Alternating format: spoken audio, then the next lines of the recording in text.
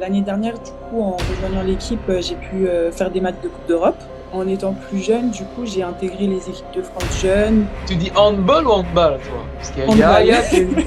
Ah, Bah moi, ce qui a été nouveau pour moi, c'était surtout la compétition, parce qu'en soi, je connaissais pas du tout. Enfin, quand on m'a parlé de match le week-end, j'étais là, bon, mais moi, le week-end, enfin, je suis chez moi, etc. Donc, que tu fais 1m80 alors que tu étais en quatrième, c'est ça? oui. Après, j'ai eu une période où il y a eu un trou d'air, entre guillemets, parce que j'ai eu des problèmes de santé. Une période où il y a eu des complications, la paralysie, elle est montée, donc j'ai commencé à être paralysée aussi au niveau des bras, des mains.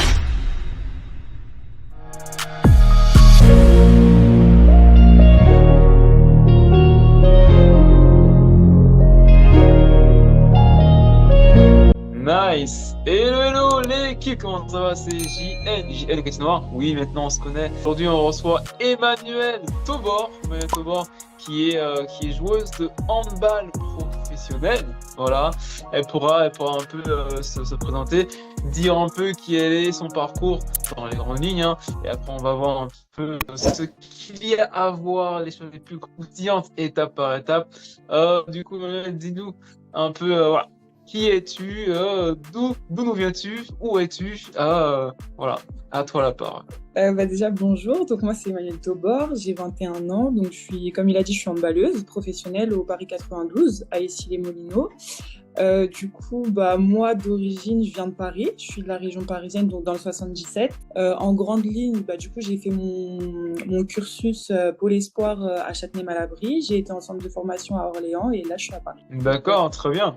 Tu es joueuse professionnelle au Paris 92. Tu as intégré la partie pro il y a longtemps ou alors c'est assez Non, en récent? fait, c'est assez récent parce qu'en fait, c'était l'année dernière, j'ai mon club à Orléans qui a fait faillite, donc qui a déposé le bilan par manque D'accord. de moyens.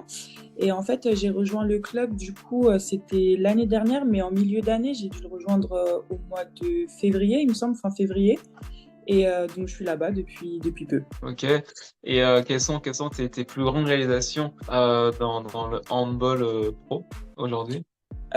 Du coup, aujourd'hui, déjà mon contrat professionnel. Après, il y a eu l'année dernière, du coup, en rejoignant l'équipe, j'ai pu faire des matchs de Coupe d'Europe. Et après aussi, D'accord. en étant plus jeune, du coup, j'ai intégré les équipes de France jeunes, cadettes, etc. Et voilà.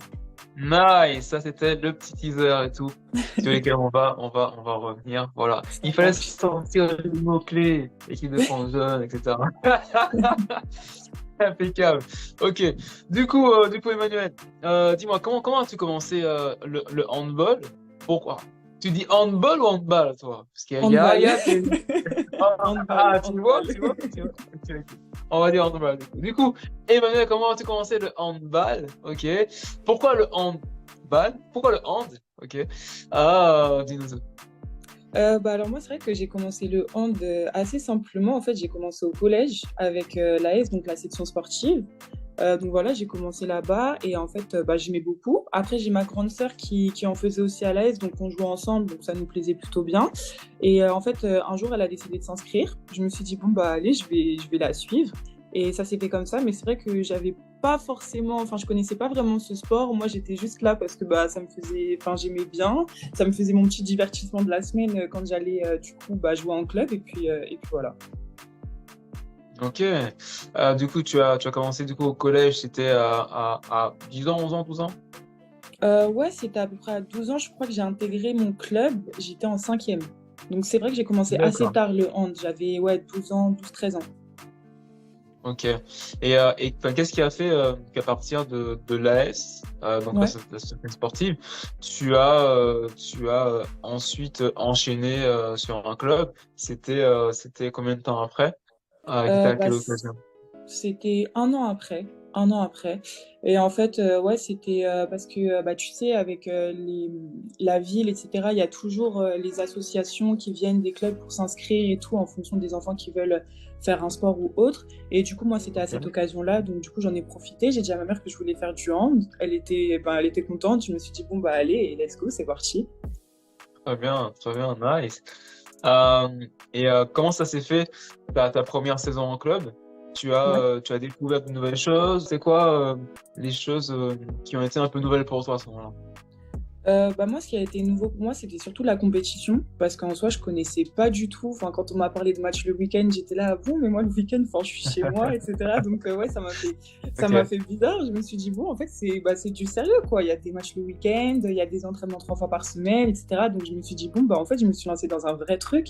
Et plus j'avançais dans les semaines, et plus j'aimais ça. Donc, du coup, voilà. Et t'avais pas de compétition avec la S?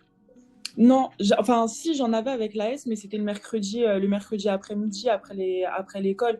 Donc en vrai, ça j'aimais bien, mais c'est vrai que c'était juste, tu sais, avec le collège et tout, donc tu rencontrais d'autres Ok. collèges, donc il n'y avait pas vraiment cet esprit vraiment de compétition où il fallait absolument gagner des matchs pour être première du classement, etc. Donc je trouvais que c'était une autre dynamique.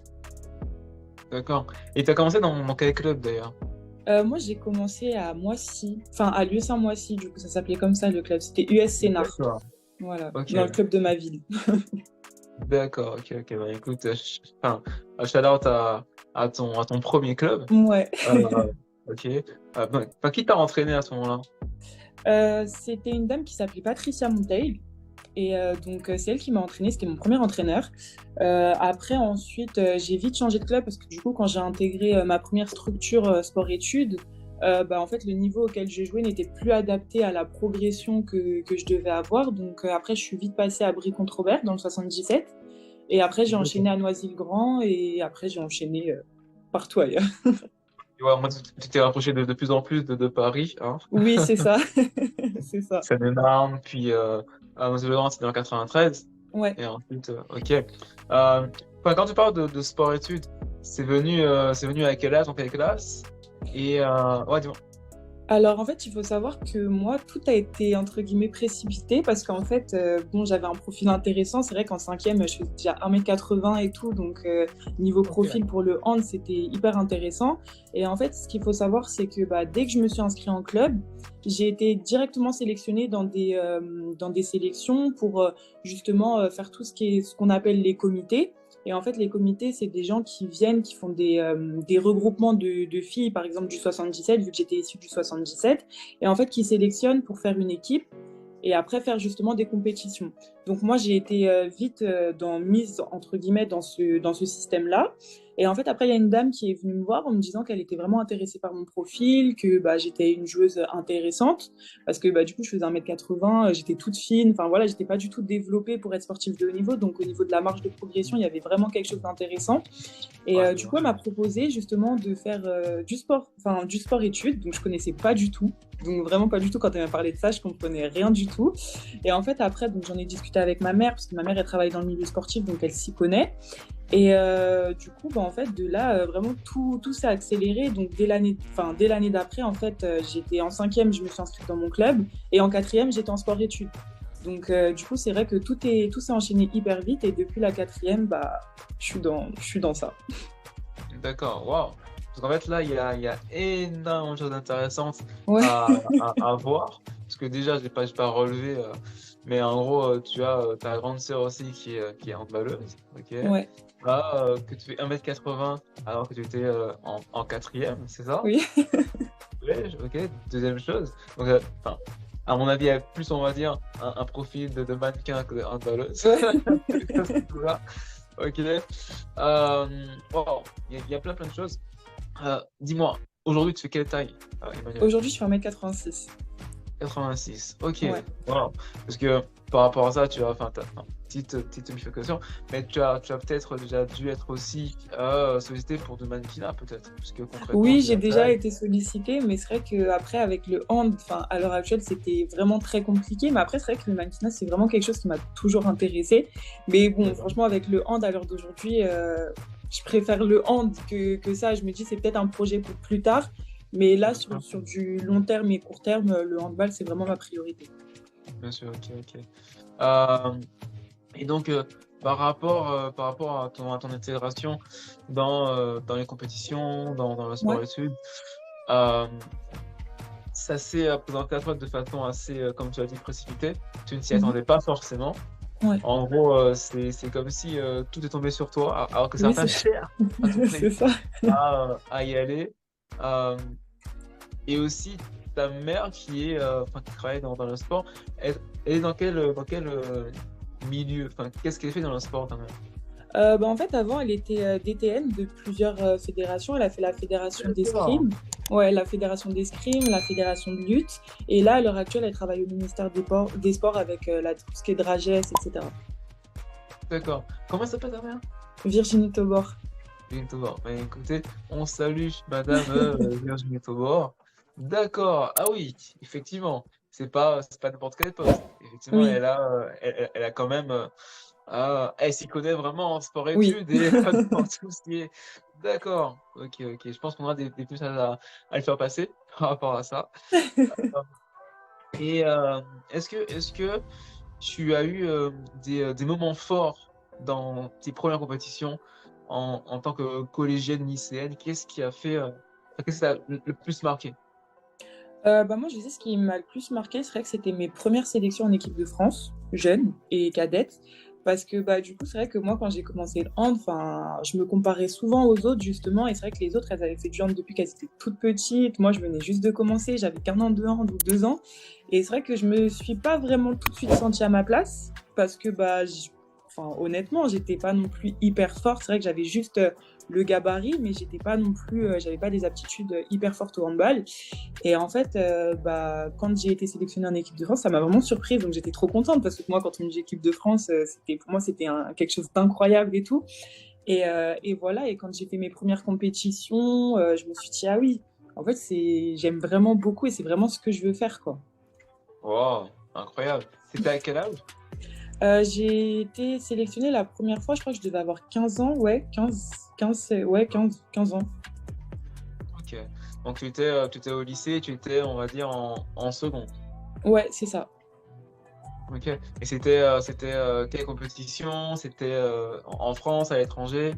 En fait, nous, il faut savoir que les équipes de France, il y a plusieurs compétitions, mais en général, c'était surtout des stages. Donc, en fait, à l'issue des stages, il y avait des espèces de petits championnats que, par exemple, on peut appeler les championnats méditerranéens, où il y avait plusieurs équipes Oui. de plusieurs nations où on s'affrontait. Mais la plus grosse compétition que j'ai pu faire, c'était le championnat d'Europe, où on est arrivé troisième. Du coup, voilà. Toujours en jeune?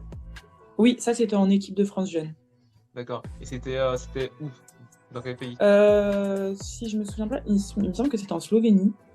En Slovénie. Ouais, Ok. ouais, ouais. C'est vrai que grâce à l'équipe de France, j'ai énormément voyagé. J'ai Ça, visité beaucoup de j'imagine. pays. J'ai été en Hongrie, j'ai été au Monténégro. Enfin, j'ai été vraiment partout, quoi. Ok, je pense qu'on va y revenir aussi par la suite. Ouais. Ok, énormément d'informations, c'est juste magnifique. Encore une fois, en fait, on est ici pour inspirer les personnes qui ont ce désir de suivre une voie d'excellence. Voilà. Ouais. Pour montrer que c'est possible, qu'il y a des gens, en fait, qui peuvent le faire, qui vous parlent à vous, hein, parce qu'en fait, quand l'audience va voir cette interview sur YouTube, concrètement, c'est comme si tu vas leur parler, littéralement. Oui, Donc, ce clairement. sera juste incroyable. Et donc, tu intègres l'équipe de France jeune à 15 ans. Tu as pu faire le championnat d'Europe en Slovénie. Tu as combien de sélections en équipe de France à l'heure actuelle? Franchement, je ne saurais pas du tout te dire parce que j'ai vraiment pas compté, mais oui, j'en ai eu quand même pas mal. Après, j'ai eu une période où il y a eu un trou d'air entre guillemets parce que j'ai eu des problèmes de santé, donc ce qui a fait qu'au final, je faisais plus de hand, enfin, j'étais plus sélectionnée parce que du coup, je jouais pas. Et voilà. Ok. Mais tu es, on va dire, sur une dizaine, plus, moins à peu près. Oui, Tu as- un peu plus quand même, ouais, plus. Un peu plus, une Ouais. quinzaine, une Ouais, je vingtaine, pense que ça doit, en vrai, je pense que ça doit être une vingtaine, trentaine, quelque chose comme peut-être une ça. trentaine. Ouais. Ok. Parce qu'en fait, pour vous, il y a plusieurs championnats, enfin, comment ça se passe en fait une saison en équipe de France pour toi, par exemple? En fait, il faut savoir que nous, dans le calendrier du championnat de hand, il y a des périodes bien définies pour des périodes justement qu'on appelle des périodes internationales, où par exemple on a une semaine et en fait sur les une semaine, c'est consacré justement à toutes les équipes de France. Donc après, ça peut changer de semaine en fonction des catégories d'âge, etc. Mais tout ce qui est équipe de France jeune, cadette, junior, ouais, c'est des périodes d'une semaine où en général, on a un stage, donc on s'entraîne tous les jours. Et durant ces stages, on peut avoir justement des compétitions avec d'autres nations qui viennent et c'est dans ces moments-là justement qu'on est amené à voyager, à rencontrer d'autres équipes internationales et voilà. Ok. Euh, ta meilleure compétition où tu as le mieux joué, c'était quand? C'était à quel poste? D'ailleurs, tu sais à quel poste, Moi, je Emmanuel? joue pivot. Pivot. Pivot. Ok. Donc, Ouais. pour ça, il faut une belle taille pour attraper un peu Oui, les c'est balles. ça. Tu peux expliquer globalement ce qu'est le rôle de pivot au hand? Bah, en gros, le pivot dans le hand, c'est un peu celui qui a le travail un peu compliqué parce que en fait, bah, il a pas beaucoup le ballon. Donc des fois, quand tu es une personne qui veut marquer beaucoup de buts, c'est pas vraiment le poste qui est adéquat. Mais en gros, le rôle du pivot, c'est on est dans la défense et le but, c'est de créer des espaces ou de se procurer des moments pour avoir justement le ballon ou pour créer des espaces pour les autres partenaires. Et c'est vrai que le rôle du pivot, des fois, il est très sous-coté parce qu'en fait, bah justement, c'est un peu le rôle ingrat où tu te prends beaucoup de coups et tu n'as jamais le ballon. Mais en fait, c'est un rôle qui est hyper important dans le handball. Et c'est vrai que bah, quand tu es petite, tu le négliges beaucoup parce que tu ne te rends pas compte du potentiel qu'a un pivot en fait, au sein d'une équipe. Ok. Et tu te verrais, par exemple, pourquoi pas, évoluer un autre rôle dans l'équipe? Franchement, non. C'est C'est vrai que vrai? moi, j'ai commencé en tant qu'arrière gauche. Du coup, j'ai commencé en tant D'accord. qu'arrière gauche. Et en fait, bah, au vu de mon profil, j'ai vite changé de poste. Et en fait, vraiment, le poste de pivot, j'aime vraiment énormément. Donc, je me verrais pas du tout changer de poste. Pas du tout. Et vu que c'est un poste, on va dire, assez stratégique et qui Ouais. demande, je pense un physique assez solide, puisque s'il faut, on va dire, créer des espaces, peut-être défendre, contrer, sans Oui. forcément avoir le ballon, il faut être solide. Ça se trouve, il n'y a pas beaucoup de personnes qui accèdent à ce poste, j'imagine.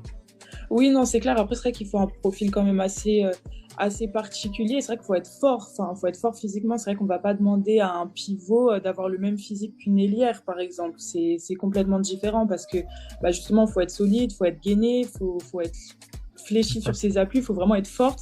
Donc non, c'est vrai que c'est un poste quand même qui est dur, hein, qui est compliqué parce qu'au final, on se reçoit beaucoup de coups vu qu'on est dans la défense. Donc ouais, faut être prête, quoi. Ok, donc, on est tous d'accord pour dire que aujourd'hui, Emmanuelle Tobor, elle est solide, elle est gainée et elle assume tout ce travail. Magnifique. Comme on dit ici, des flammes pour Emmanuel, s'il vous plaît. Magnifique. Enfin, c'est quoi la différence entre un pivot, une ailière, une arrière-gauche? Parce que je pense que tout le monde ne connaît pas exactement le cœur des rôles et tout dans le handball, Bah, hein? ouais. Bah, c'est vrai qu'il y a beaucoup de différences quand même. Après, c'est vrai que, bah, par exemple, les ailières, c'est celles qui sont vraiment dans les coins au niveau des corners.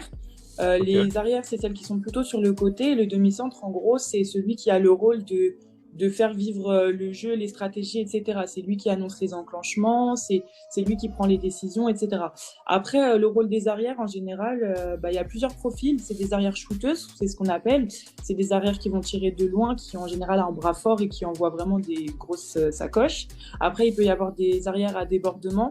Donc, c'est celles qui ont des appuis, qui ont un rôle vraiment de débordeuse. Après, les ailières, en général, ce qu'on attend d'elles, c'est surtout des ailières de finition. Donc, en général, les ailières, c'est vraiment quand on leur donne la balle, enfin, il y a toujours but en général. Et les Ok. pivots, ce qu'on leur demande, c'est le pivot. Enfin, le rôle de pivot, c'est assez complet dans le sens où, bah, comme j'ai dit, il faut être solide, mais il faut savoir aussi se retourner quand on est en duel en un contre un. C'est justement d'où le nom pivot, parce qu'il faut savoir bien Oui, pivoter, oui, pivoter d'un sens ou effectivement. d'un autre. Et voilà. Après, il y a rôle de D'accord. gardienne aussi. Mais le rôle de gardienne, c'est vraiment très particulier dans C'est le aussi sens où assez elles sont, important quand même. Parce que oui, sans gardien, sans en gardienne, gardienne, ouais, vraiment, c'est compliqué. Ouais, non, vraiment. ok. Waouh, incroyable. Enfin, c'est beaucoup plus technique que ce qu'on veut penser. Oui, c'est Tous les sports d'ailleurs, mais en particulier. Euh, pour toi, enfin, c'est quoi le meilleur souvenir que tu as eu en compétition avant l'équipe de France, en équipe de France jeune, et bien souvenir en équipe de France, on va dire un peu plus avancé. Donc, trois alors, on meilleurs va dire, souvenirs. ouais, alors avant l'équipe de France, en vrai, je pense que mon meilleur souvenir, c'était quand j'étais avec la sélection donc du coup du 93, 77, etc. qui s'appelait la LIFE. Et en fait, on a fait une compétition qui s'appelle les Interligues. On n'a pas gagné, mais en fait, j'ai tellement apprécié l'ambiance, le mood qu'il y avait. On s'entendait bien avec toutes les filles et tout. C'était vraiment trop bien. Donc ça, vraiment, c'est vraiment quelque chose que j'ai vraiment apprécié. Après, en équipe de France cadette, du coup, donc où j'étais plus jeune, c'était les championnats méditerranéens où on est arrivé première, parce que ça a été ma première médaille officielle avec l'équipe de France. Bien. Et du coup, en stade un peu plus avancé, donc du coup en équipe de France junior, je dirais que ce serait la troisième place du coup au championnat d'Europe. Ok, c'était quand ça? Ma troisième place au championnat d'Europe, c'était il y a 2 ans. Ouais, c'était il y a 2 ans. C'était vraiment ma dernière année en équipe de France junior, justement. Ok, Et très parce bien. qu'après, du coup, après l'équipe de France junior, c'est directement l'équipe de France A. Donc, du coup, voilà. Wow, et là, c'est le vrai game qui commence là. Ouais, Ok, c'est ça. ok, Là, ok. tu rentres dans la vraie compétition, là. Nice. Donc, c'était en 2022. Là, tu as 20 ans, donc c'était à 18 ans. Ouais, Ok. Donc, ça veut dire que concrètement, là, il n'y a plus l'équipe de France jeune. Là, comme on a dit, là, c'est le vrai game. Donc, c'est ouais. l'équipe de France qui a un potentiel à aller au championnat d'Europe, au championnat du monde, aux Jeux Olympiques, Jeux olympiques, littéralement. ouais. Toi, aujourd'hui, Emmanuel, comment tu te positionnes par rapport à cette équipe de France A, comme tu m'as dit? Bah, moi, c'est vrai que pour moi, ça a toujours été un rêve d'intégrer l'équipe de France A et ça a toujours été un objectif. Je pense pour toute personne qui s'engage dans un sport professionnel, on a tous comme vision l'équipe de France A parce que mine de rien, c'est un peu la, enfin, la consécration de toutes ces années de travail. Et moi, D'accord. à l'heure d'aujourd'hui, comment je me situe en vrai, je sais qu'à l'heure d'aujourd'hui, bah, honnêtement, je suis pas dans les listes à l'heure d'aujourd'hui. Mais c'est quelque chose vraiment que j'ai en tête et c'est vraiment un objectif. Donc, je travaille vraiment au quotidien pour essayer plus tard justement d'atteindre ce rêve et cet objectif. Wow, magnifique. Qu'est-ce qu'il faudrait en plus aujourd'hui à Emmanuel Tobor, voilà, pour accéder à cette équipe de France A? Bah, en soi, je pense un peu tout dans le hand, c'est-à-dire bah, travailler en défense, travailler en attaque, travailler sur le physique, parce qu'en soi, on peut être très bonne, mais on peut toujours faire mieux. Donc, du coup, il faut Bien toujours sûr. travailler, avoir la discipline pour justement bah, un jour arriver au meilleur niveau possible. Parce que c'est vrai que bah, les saisons et notre progression, c'est pas toujours en ligne droite. Il y a beaucoup de moments où justement ça descend, ça remonte, ça stagne. Donc voilà, après, faut mettre les efforts. C'est vrai que c'est pas souvent facile. C'est assez Mm. compliqué parce qu'on traverse vraiment des périodes qui peuvent être compliquées en tant que sportif et sportive. Mais voilà, je pense qu'il y a énormément de choses à travailler. Et puis même les personnes qui sont en équipe de France à l'heure d'aujourd'hui, je pense que si on leur pose la question, elles vont toujours te dire qu'il y a forcément quelque chose à travailler, même si tu es arrivé au plus haut niveau de ta carrière. Bien sûr. Ok, c'est une réponse assez complexe que tu as partagée là. Ouais, Incroyable. Oui. Et je vais rebondir dessus parce que tu as parlé de haut, de bas, qui peut y ouais, avoir des passages à vide, ou alors des moments où ça stagne. Donc, pareil, au même titre que je t'ai demandé quel était tes meilleurs souvenirs, est-ce qu'il y a, on va dire, des moments qui n'étaient pas du tout faciles que tu as dû vivre, par exemple, par rapport à ta santé, par exemple, comme tu as un peu ouais. mentionné un peu plus tôt, et comment tu as fait pour revenir au meilleur niveau après ça? Alors c'est vrai que moi j'ai eu un moment hyper compliqué quand je suis rentrée à ma première année de centre de formation, donc directement après le pôle espoir. À la période de Covid, en fait, il s'avère que j'ai attrapé le Covid et ça m'a apporté une maladie qui s'appelle le syndrome de Guillain-Barré. Et en fait, du jour au lendemain, j'ai commencé à avoir des sensations hyper bizarres au niveau des jambes, donc des petits fourmillements, etc. Donc j'étais à l'hôpital parce que bah, mon kiné il s'était inquiété parce que je sentais plus du tout mes jambes au toucher. Et en fait, il s'avère que 2 jours D'accord. après, au final, j'étais paralysée des jambes. Ouais. Ouais, excuse-moi, je te laisse un blanc, mais Non, mais paralysé je des jambes, comprends. ouais. Non, enfin, littéralement, en fait, tu ne pouvais plus les bouger, Ah oui, etc. oui, j'étais vraiment paralysée des jambes. Donc de là, en fait, j'ai été hospitalisée pendant une période assez longue. C'était 3 mois à peu près. Ah oui, Parce quand que même. du coup, ouais, c'était 3 mois parce que du coup, bah, en fait, le temps de faire le traitement, de trouver aussi la maladie que j'avais, parce qu'on n'a pas trouvé tout de suite. Il a fallu au moins 2, 3 jours avant de la trouver. Donc voilà, après, il y a eu une période où il y a eu des complications. La paralysie, elle est montée. Donc j'ai commencé à être paralysée aussi au niveau des bras, des mains.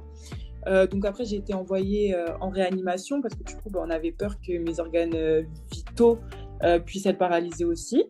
Et en fait, du coup, bah voilà quoi. Ok, tu en parles aujourd'hui avec un peu plus de recul, avec un Oui, magnifique sourire. Ah, d'ailleurs, des flammes pour son sourire, ah, qui présente depuis le début. Mais concrètement, c'est quelque chose qui a dû marquer. Euh, Comment tu as fait pour revenir après ça, pour te dire, ok, je vais continuer le hand, je vais déjà reprendre le hand. ouais. Qu'est-ce qui s'est passé après ça? Bah, en fait, franchement, ça a été très compliqué pour moi de voir plus loin, dans le sens où pour moi, j'allais pas refaire de hand. Pour moi, c'était vraiment, ça allait être très compliqué, parce que aussi, ce qui était compliqué, c'est que les médecins, quand ils venaient me voir, ils me disaient, enfin, le premier mot qu'ils me disaient, c'était oui, bah, on sait pas combien de temps ça va prendre.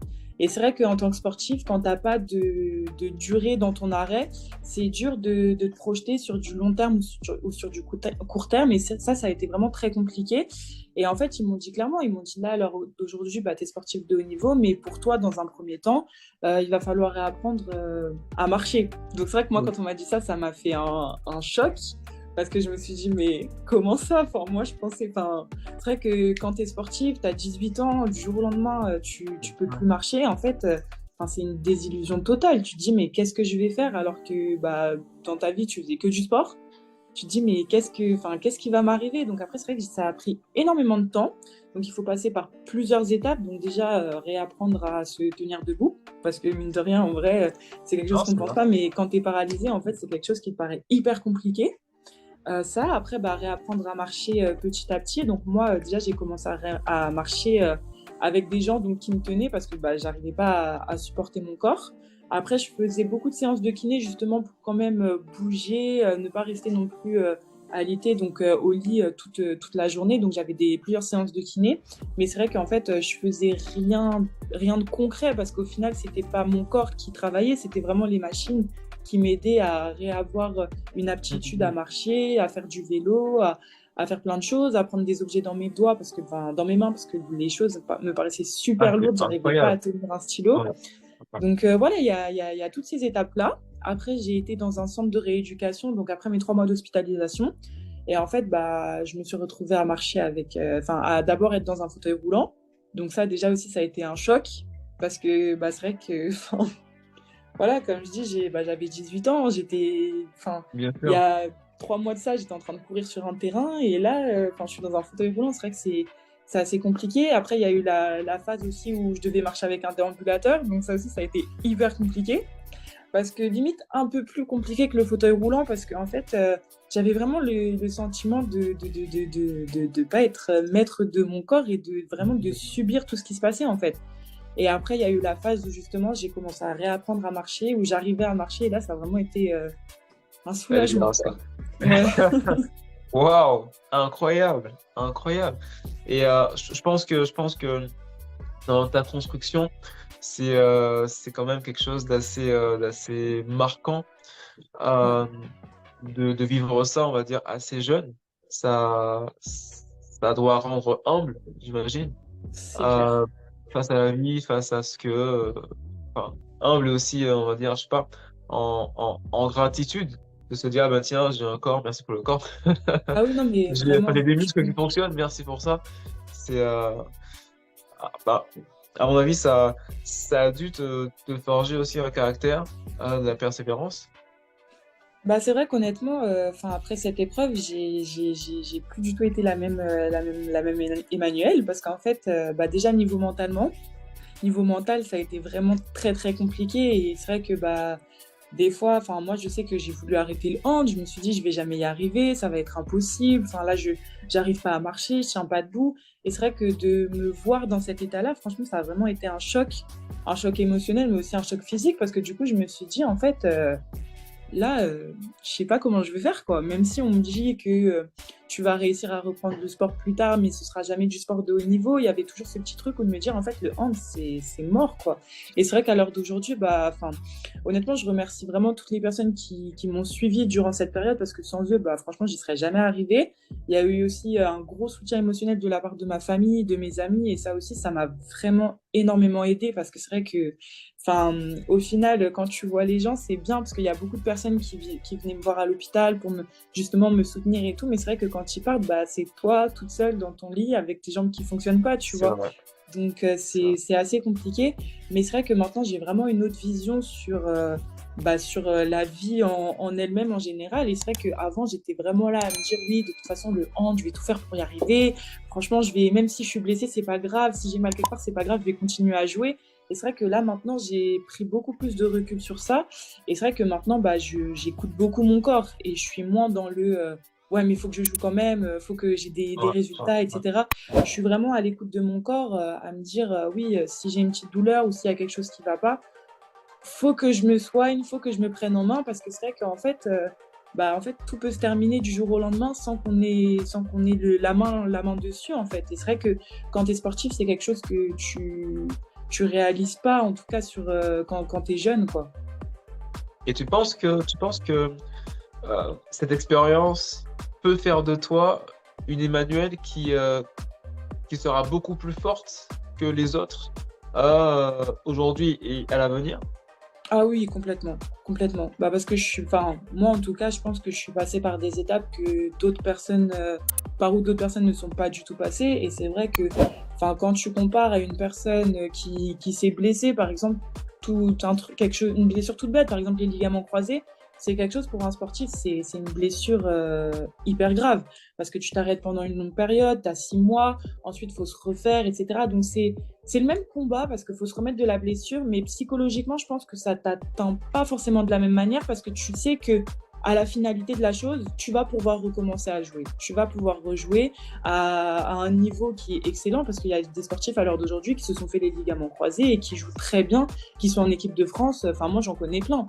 Il y a même des filles dans mon club qui sont en équipe de France, elles se sont fait les ligaments croisés. À l'heure d'aujourd'hui, elles sont championnes du monde. Donc, tu vois, ça n'arrête Incroyable. rien. Mais c'est vrai que je pense que par où je suis passée, c'est pas la même épreuve parce que c'est vraiment ce truc justement de te dire qu'en fait, bah, tu vas peut-être jamais pouvoir refaire du sport. Tu vois, tu vas Ouais, peut-être jamais totalement. pouvoir réapprendre à jouer comme tu le disais. Ce sera peut-être impossible pour toi de reprendre, de repratiquer. Et en fait, c'est vrai que bah, mentalement, en fait, tu te conditionnes dans ta tête à te dire, OK, Mhm. là, je suis paralysée. Première étape, réapprendre à marcher. Deuxième étape, Incroyable. réapprendre à tenir des choses, à faire des choses avec tes mains, parce que du coup, j'avais plus cette notion de toucher, de ressenti, etc. Troisième étape, réapprendre à courir, si je veux faire du sport, réapprendre à courir, tout ce qui est appui, mettre un pied devant l'autre, la notion d'espace, parce que aussi se repérer dans l'espace, c'est hyper important quand tu es sportif. Et ça, c'est quelque chose, enfin, c'est des notions que j'avais plus du tout. Enfin, je sais que ma sœur, je me souviens quand j'étais sortie de l'hôpital et de mon centre de rééducation la première fois, elle était choquée parce qu'en fait, j'arrivais pas à tenir une assiette dans les mains. Enfin, tu vois, Ah, pourtant, c'est bien des sûr. choses de la vie qui sont hyper Ah, c'est simples et banal, qu'on hein, se fait tout le mine de temps. rien. Oui, c'est des choses enfin, oui, c'est des choses banales. Et en fait, tu te rends compte que, ok, là, tu te dis, ok, bon, ça va être compliqué, mais ça va le faire. Ça va être compliqué, mais ça va le faire. Et c'est vrai que bah, mentalement, en fait, ça te forge un mental, mais de fou. Vraiment, parce que moi, à l'heure d'aujourd'hui, même, je me dis, mais comment j'ai fait pour réussir à surmonter tout ça et tout parce que bon, c'est vrai que ça a été vraiment une période très compliquée, hein. J'ai clairement voulu arrêter. Franchement, je me suis dit: Et, «Bon, ça sert à rien», mhm. voilà quoi. Et comment tu as fait ensuite, après cela, pour recommencer le hand, pour commencer à t'entraîner, pour commencer à avoir une discipline? Mmh. Comment tu as fait? En fait, alors du coup, quand je suis rentrée dans mon centre de rééducation, j'ai été suivie. Donc déjà la première chose qu'on m'a dite, c'est qu'on va déjà te réapprendre à avoir une vie normale. Donc déjà, Mhm. quand on te dit ça, tu te dis: «Bon, OK, ça fait un choc, mais c'est une première étape au parcours», tu vois? Donc c'était réapprendre à faire du vélo, réapprendre à marcher, réapprendre à avoir de l'équilibre, réapprendre tout ça, en fait. Et en fait, au fur et à mesure, bah, en fonction de mes progrès, c'est vrai que moi, j'ai une progression qui a été hyper rapide, même si ça a duré 1 an et demi. j'ai une progression qui a été hyper rapide par rapport aux autres personnes qui sont atteintes justement de cette maladie. Et je pense que justement aussi être sportive de haut niveau m'a beaucoup aidé justement à être aussi rapide dans ma rééducation. Donc, une fois que la personne qui me suivait, donc la kiné qui me suivait, a estimé que j'étais apte à quitter le centre de rééducation avec le médecin, en fait, de là, j'ai rejoint mon club, donc, qui était le Fleury-Loiret Handball à cette période-là. On Et salue. donc, ouais, on salue. Et en fait, j'ai été suivie du coup par le kiné du club, mon entraîneur de centre de formation, donc Clément Machy, qui a été là pour moi et qui a vraiment cru en moi justement à cette période-là. Parce que c'est vrai que après, faut être réaliste. Quand tu es dans un club professionnel et que tu as une joueuse qui est paralysée, bon, au final, tu es là pour elle, mais bon, tu comptes pas trop, enfin, tu comptes pas sur elle parce que tu te dis, en fait, là, pour En vrai, l'instant, on se dit que ça se trouve, on ne sait pas combien de temps elle va rester comme ça. oui, Euh, c'est ça, Même c'est si on ça. croit en elle, on a cru en elle, on ne sait pas en gros dans combien de temps on pourra compter sur elle pour les prochains matchs. Oui, Qui c'est ça, c'est clairement ça. aussi un peu le but d'une équipe de handball professionnelle. C'est ça, et Ok. c'est vrai que c'est dans ces moments-là que tu te rends compte, en fait, c'est vraiment, t'es toute seule, en fait. Dans ces moments-là, c'est vraiment que tu te rends compte, en fait, t'es vraiment toute seule avec tes problèmes, et en fait, tu te rends compte vraiment que personne va régler les choses pour toi, et personne va... Enfin, le monde du sport, franchement, c'est un monde de requins, mais je pense que c'est partout comme ça. Mais L'histoire, effectivement. quand il y a des moments de faiblesse, en fait, c'est là où tu te rends compte que les gens, ils t'attendent pas, quoi. T'es là, t'as ta blessure, t'as ton problème, on va t'accompagner, mais pour tout ce qui est compétition ou autre, désolé, mais on compte pas sur toi. Et je l'ai accepté parce qu'en fait, à l'heure d'aujourd'hui, j'étais pas en phase de pouvoir dire quoi que ce soit parce que j'étais pas du tout en état. Donc en fait, mon objectif, c'était de leur montrer qu'ils avaient tort et de leur montrer qu'en fait, malgré ce qui s'est passé, je vais revenir et je vais revenir plus forte et je vais vous montrer que je suis capable. Magnifique, magnifique. C'est vraiment cette mentalité qu'on aime, voilà. Parce que mine de rien, tu te rends compte que effectivement, c'est toi et toi. Oui, Concrètement, tu as un clairement. potentiel, tu as fait des choses. Il faut chercher à trouver en fait cette ressource en toi afin de te dire, OK, j'ai ma place, je prends ma place, je vais la chercher. Et derrière, quand je l'ai, concrètement, après tout ce que j'ai vécu, je l'ai mérité, n'est-ce pas? Oui, exactement. Exactement. Et aujourd'hui, Emmanuel, tu t'entraînes avec des joueuses au Paris 92, avec des grandes joueuses. Enfin, Ouais. quel est le palmarès des, euh, des plus grandes joueuses de ton équipe? Déjà, il y en a une en particulier donc, qui s'appelle Méline Nokandi, qui est en équipe de France A. Et donc, elle a été championne olympique aux Jeux olympiques de Tokyo. Elle a été Tokyo, championne du waouh! monde là récemment en décembre. Après, il y a Déborah Lassource aussi qui est en équipe de France A de hand. Donc, du Ok, coup, qui a été aussi championne du monde là récemment. Et voilà, après, il y a d'autres filles aussi qui ont fait le championnat du monde, mais qui sont internationales. Il y a des internationales sénégalaises, des internationales d'accord. croates, des internationales polonaises. Donc c'est vrai que, au niveau de l'équipe, on est vraiment bien entouré. Et c'est vrai qu'on en apprend tous les jours. Puisque en gros, c'est la France qui affiche champion du monde en Oui, c'est décembre. ça. En C'est handball. ça. Donc voilà, si elles sont forcément dans l'équipe de France enfin, les mondiaux, c'est en décembre. Donc voilà, c'est forcément la France. Euh, Waouh! Et qu'est-ce que tu apprends, toi, de particulier avec ces joueuses? Franchement, on en apprend tous les jours. Enfin, moi, je sais qu'aux entraînements, elles sont toujours là déjà à me donner plein de conseils. Et c'est vrai que c'est des choses que tu prends, en fait. Parce que, attends, en tant que jeune joueuse, tu te dis, tu joues quand même avec des championnes olympiques, des championnes du monde. Ça arrive pas tous les jours. Donc, en fait, quand elles me parlent, moi, je suis là, je suis à l'écoute. Et c'est vrai que j'apprends énormément d'elles. Après, comme je les vois au quotidien, je vois leur mode de vie, leur manière de gérer leur frustration et tout. Et c'est vrai que en tant que jeune joueuse, c'est hyper enrichissant, vraiment. Et c'est quoi justement le quotidien d'une Emmanuelle Tobor, sportive de haut niveau, qui s'entraîne, dis-moi. Alors, moi, mon quotidien, en vrai, il est assez banal. Je me réveille le matin, je vais en muscu parce qu'en général, on a muscu 2 fois par semaine. Donc, je me réveille le D'accord. matin, je vais à la musculation. Ensuite, je rentre, je mange, je fais ma sieste. Je vais à l'entraînement l'après-midi, je rentre, je révise mes cours en général. Parce qu'en fait, moi, il faut savoir que je fais aussi une licence de psychologie à distance. D'accord, très bien. Donc voilà, et bah voilà. Mes journées, ça se résume à ça. Et après, quand il y a match, jour de match, quand c'est les déplacements, bah, le matin, on se réveille, on va prendre le train, après on rentre, on mange à l'hôtel, on dort, on se déplace, on va au match, on rentre. Et au final, c'est comme ça que se résument mes journées, mes semaines et mes mois, quoi. Ok, donc tu as un double projet, Oui, donc sportive et étudiante. c'est Voilà. ça. Euh, donc, du coup, tes séances de muscu, c'est tous les matins? Non, c'est 2 fois par semaine, tu m'as dit? Ouais, 2 fois par semaine. D'accord. Et sinon, quand il n'y a pas muscu, tu fais quoi à la place le matin? Quand il n'y a pas muscu, en général, le matin, je révise mes cours. C'est vrai que j'utilise vraiment ce temps-là pour. En général, soit je l'utilise pour moi quand je suis fatiguée, bah, je prends le temps de faire une bonne grasse matinée histoire de bien me reposer. Ou soit sinon, bah, je révise, je me lève, je révise. Enfin, je range la maison. Enfin, voilà, des choses vraiment quotidiennes qu'on peut faire de tous les jours, quoi. Ok. Et aujourd'hui, en tant que joueuse pro, tu as ton chez toi ou alors tu es toujours chez tes parents parce que tu es quand même assez Non, c'est jeune? mon chez moi. C'est vrai que moi, j'ai la D'accord. chance du coup d'être, bah, grâce à mon sport et grâce au statut justement de joueuse professionnelle, on est logé par notre club. Donc chaque fille a son appartement pris en charge justement par le club.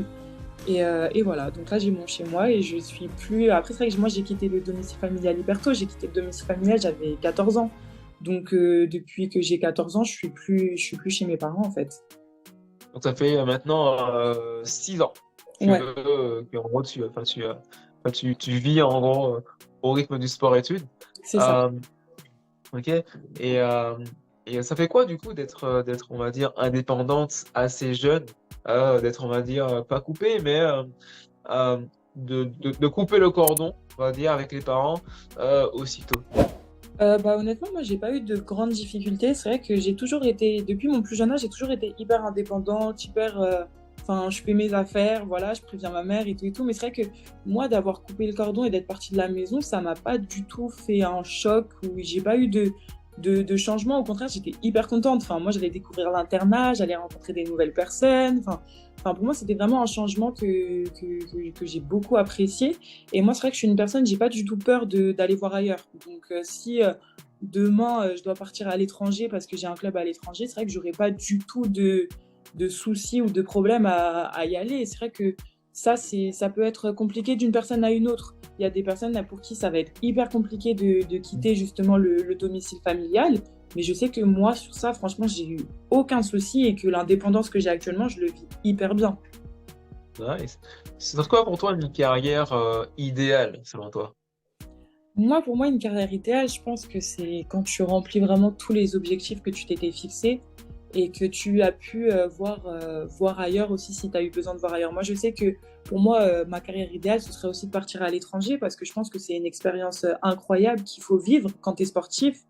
Et voilà, après, je pense qu'il y a aussi tous les objectifs à court terme que tu te fixes, donc signer ton contrat professionnel, avoir des résultats dans le club avec lequel tu es, Bien sûr. bah, vivre la Coupe d'Europe, la Ligue des Champions, il y a tout ça.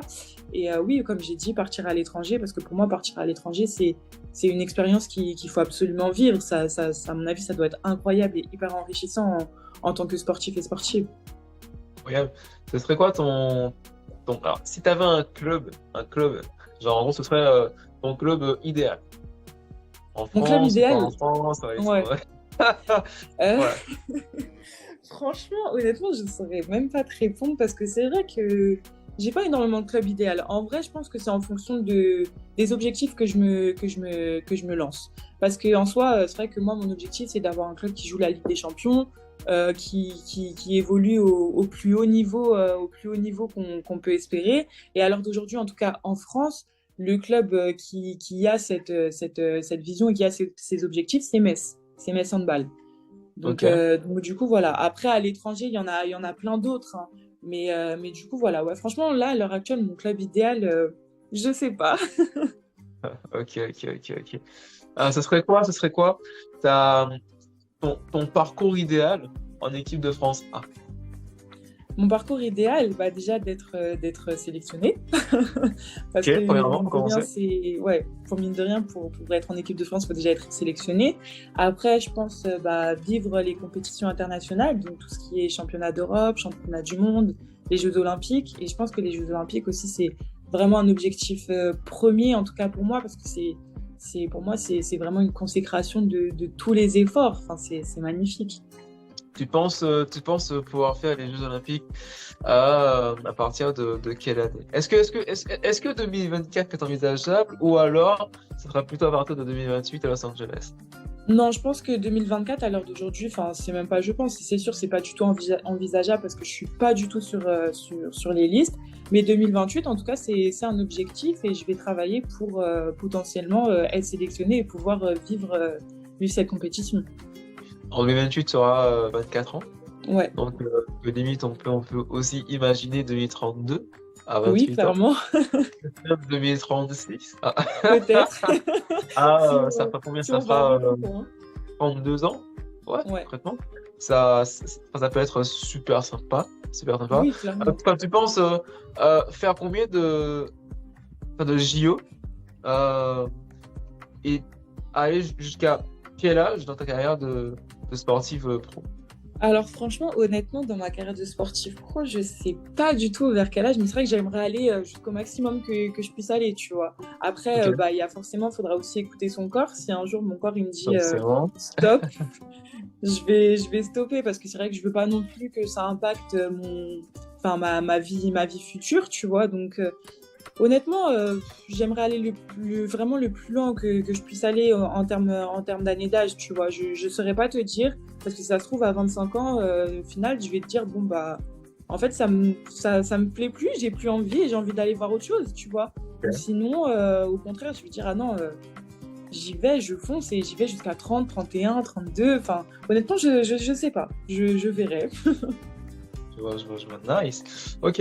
Euh, si tu devais avoir, on va dire, les trois clés principales pour réussir dans le handball ou en tout cas dans le sport pro, pour toi, ce serait lesquelles? Les trois clés principales pour toi. Ok, alors moi déjà je dirais le travail, parce que le travail c'est hyper important, parce qu'on peut avoir plein de qualités, on peut être talentueux, etc. Mais le talent ça fait pas tout, donc il faut toujours entretenir, travailler c'est hyper important.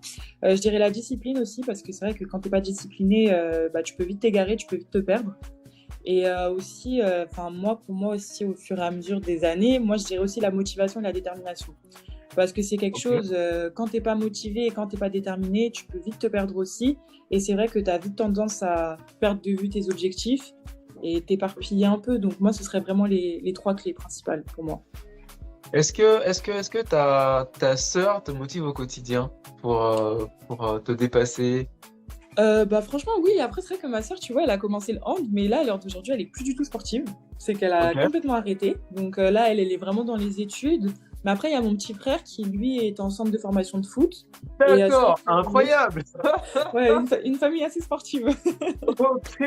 T'as vu les parents en même temps. Ouais, voilà, une famille assez sportive. Et c'est vrai que mon frère et moi, tu vois, on s'appelle beaucoup et c'est vrai qu'on se motive beaucoup entre nous parce que on vit la même chose.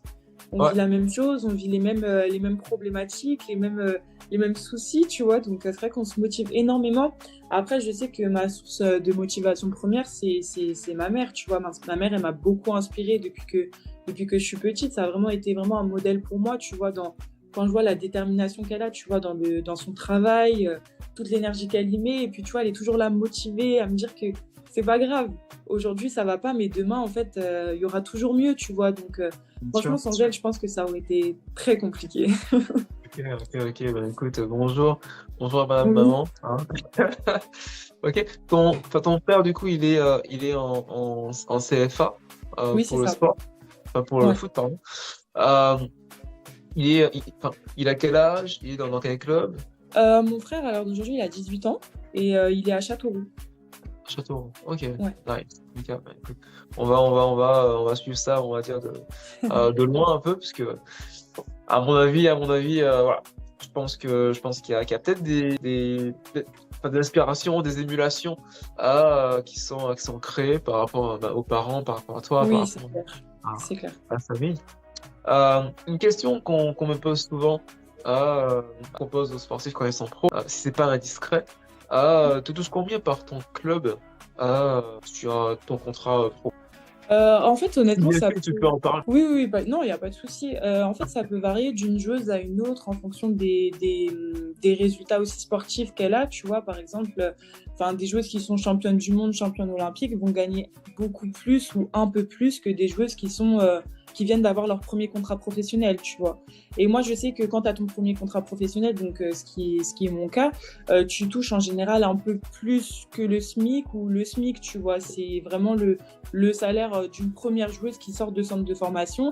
Après, ça peut vraiment varier d'une joueuse à une autre. Franchement, ça, je pourrais pas non plus t'en dire autant parce que bah, pour l'instant, je suis une jeune joueuse, tu vois, donc je connais pas tout ce qui est vraiment salaire quand tu es en équipe de France ou que tu es championne olympique, etc.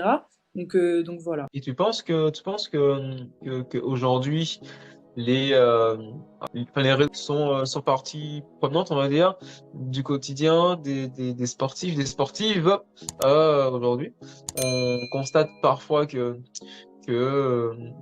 ça peut jouer sur le fait que tu es plus ou moins payé. Qu'est-ce que tu as comme expérience par rapport à ça? Est-ce que tu penses que ça peut faire la différence sur une carrière, le fait de bien communiquer sur les réseaux sociaux? Oui, moi je pense que ça peut énormément faire la différence et ça fait la différence. Parce qu'en fait, à l'heure d'aujourd'hui, c'est vrai que tout passe par les réseaux en fait. Et c'est vrai que bah, quand tu veux avoir des sponsors ou avoir des liens avec certaines marques ou autres, en fait, bah, tout se passe via les réseaux. Enfin, moi, je sais qu'il y a des filles qui travaillent avec des marques. Bah, ils font des petites stories justement en montrant les marques, en faisant justement une publicité pour justement ces marques-là. Et c'est vrai qu'à l'heure d'aujourd'hui, on ne se rend pas compte, mais les réseaux, même dans le sport, ça a une importance immense, mais vraiment. Et forcément, bah, suite à ça, tu peux décrocher des contrats avec certaines marques, donc ça t'apporte Bien sûr. une source de revenus en plus. Et en tant que sportif, c'est hyper important. Ok, tu aimerais être sponsorisé par une marque en particulier ou pas? Euh, une marque en particulier, non, moi c'est vrai que je suis ouverte, franchement, je suis ouverte à tout, j'ai pas vraiment de, Ok. de particularité. Et c'est vrai que, enfin, moi, pour moi, c'est en fonction aussi de la vision de la marque, de l'entreprise, etc., avec laquelle tu travailles aussi, tu vois. C'est pas justement juste une marque, mais c'est aussi tout ce qu'il y a derrière qui est important aussi. Ok. Si je peux me permettre, s'il y a des marques qui regardent cette interview d'Emmanuel Tobor, jeune joueuse de handball pro, bah écoutez, vous pourrez la contacter. Voilà. Enfin, s'il le faut, on pourra mettre justement ses coordonnées juste en dessous. À voir. Voilà. En tout cas, bah, tu es hyper ambitieuse. Quel est, selon toi, ton top 5 des meilleures joueuses all time dans le handball? Handball, pardon. Ouais. Franchement, quand tu m'as posé cette question-là, j'ai dit, bon, franchement, je sais pas du tout, parce que c'est vrai que Ah ouais? moi, ouais, franchement, je saurais pas te dire, parce qu'il y a vraiment énormément de joueurs et joueuses qui m'inspirent, mais c'est vrai que tu vas peut-être trouver ça hyper particulier, mais c'est vrai que moi, je regarde beaucoup les autres sports, et c'est vrai que, bah, en soi, dans le hand, il y a des choses qui m'inspirent, mais il y a des joueuses et joueurs qui m'inspirent dans beaucoup d'autres D'autres sports, sports. tu vois. Ouais, c'est ça. Donc en vrai, les 5 meilleures joueuses d'all time, tu vois, franchement, je saurais pas te dire. Honnêtement, je saurais pas. Ok. Bah, du coup, quel joueur t'inspire dans d'autres sports aussi? Bah moi, je sais que, enfin, il y a beaucoup aussi dans le basket. Il y a beaucoup de joueurs qui m'inspirent dans le basket. Je sais que bah il y a Kobe Bryant. Tu vois, moi, j'aimais beaucoup sa vision qu'il a et la mentalité qu'il essayait d'inculquer, tu vois, aux sportifs, etc. En tant que sportif français, il y a aussi Teddy Riner. Moi, je trouve que Teddy Riner, en termes d'exemple, tu vois, au niveau mental, c'est vraiment quelqu'un que je trouve hyper intéressant, vraiment dans tout ce qu'il fait, dans ce qu'il dit, etc. Moi, c'est vraiment quelque chose que, enfin, il a des phrases et des choses que j'affectionne particulièrement. Et puis voilà, hein, en tout cas, c'est les deux personnes avec qui Ok. j'ai vraiment, enfin, ouais, j'aime beaucoup leur personnalité, ce qu'ils dégagent, et même en tant que carrière sportive, tu vois, c'est des sportifs qui sont hyper, enfin, qui sont Hyper intéressant, exemplaires, hyper tu complet vois. aussi. Voilà. Et Kobe, paix à son âme. Ouais. J'ai cru voir un petit pendentif durant avec, Oui, avec une carte. De quoi oui, s'agit-il exactement? c'est la carte de la Martinique. Et pourquoi cette île en particulier? Parce que en fait, je suis martiniquaise du côté de mon père, Ok, et du coup, c'est vrai que bah moi j'ai toute ma famille du coup du côté de mon père qui est là-bas. Donc là, j'y suis allée récemment, donc ça m'a fait d'accord, c'est énormément très de bien. bien.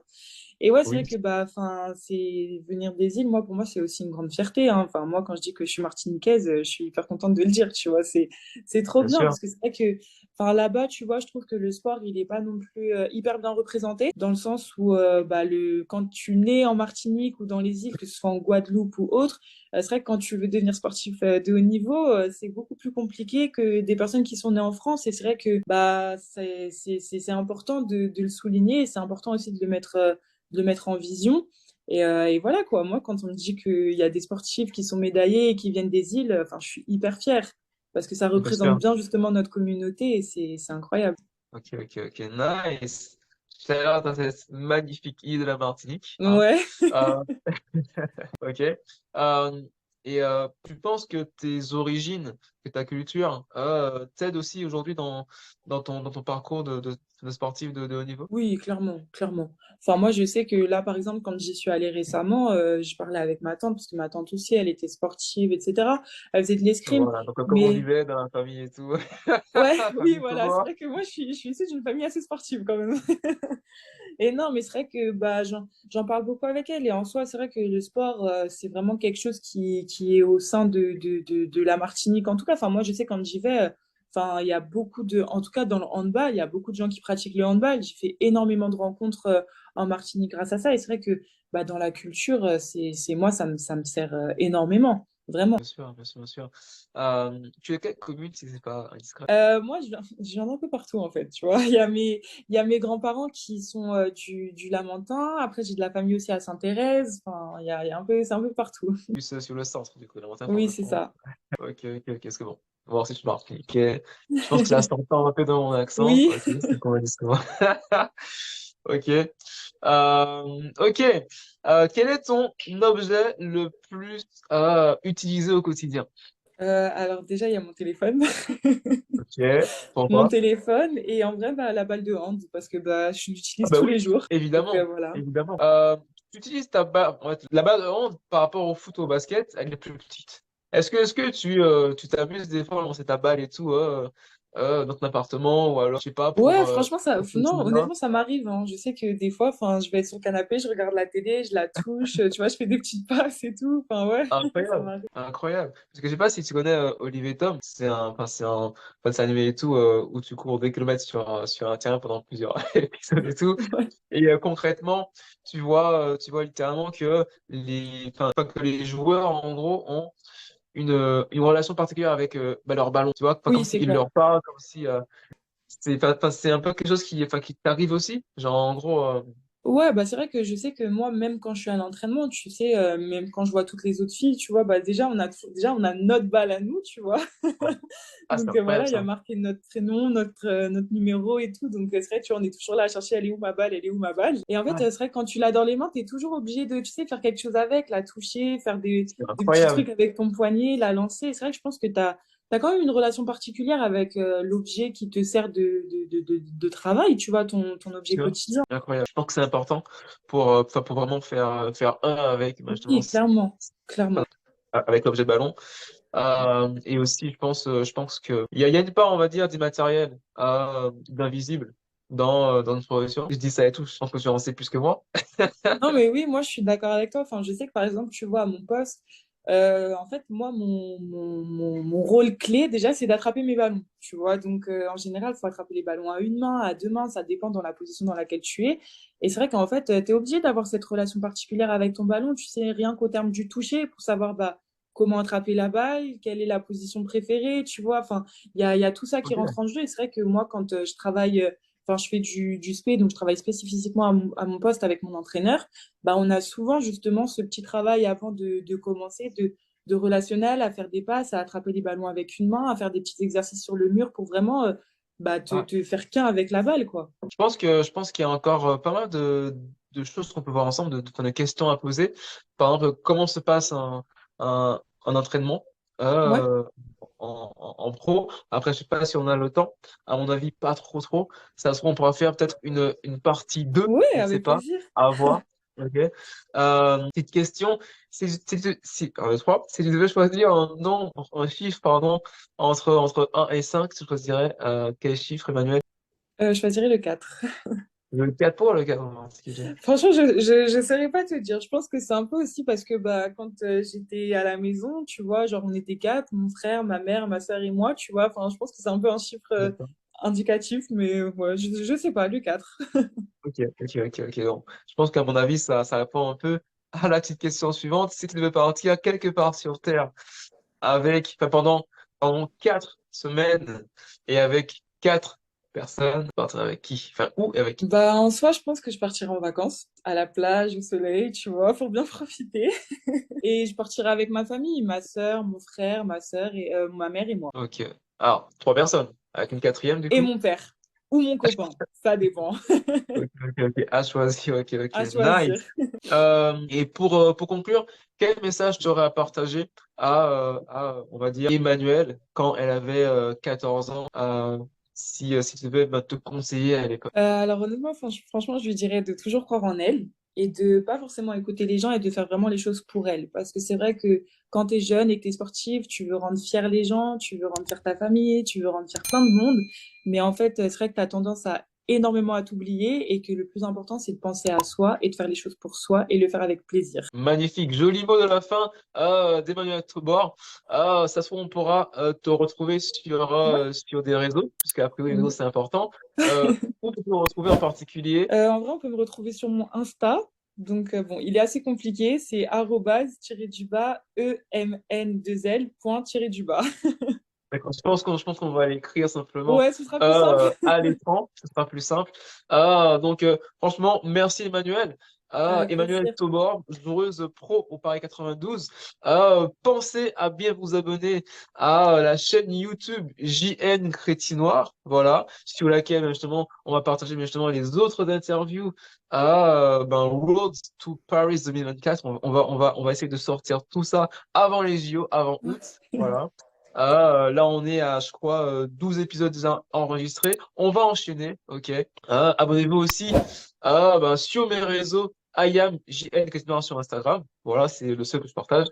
Et du coup, on se dit à très vite. Peut-être une partie 2 avec Peut-être. Emmanuel ou sa sœur, on ne sait pas, parce que cette famille est juste incroyable. C'était JN pour vous servir en topologie. Peace! Salut!